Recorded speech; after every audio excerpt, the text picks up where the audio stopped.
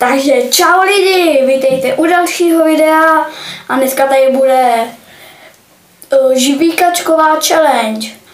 Bude to souviset s tím, že tady mám pálivou pastu a tady mám jednu žvíkačku. Tady. A bude to tak,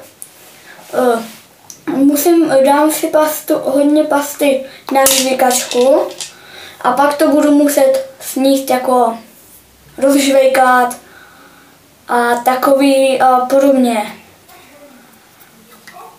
Dáme si na to pastu. Dívejte.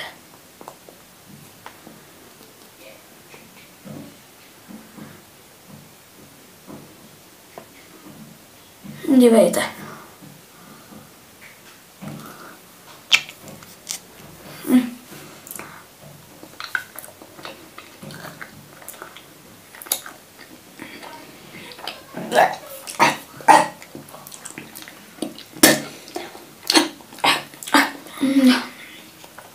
Tohle bylo tam fakt hnusně.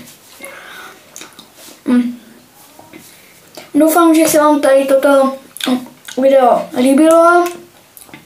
Dávejte lajky, odběry. Takže čau lidi!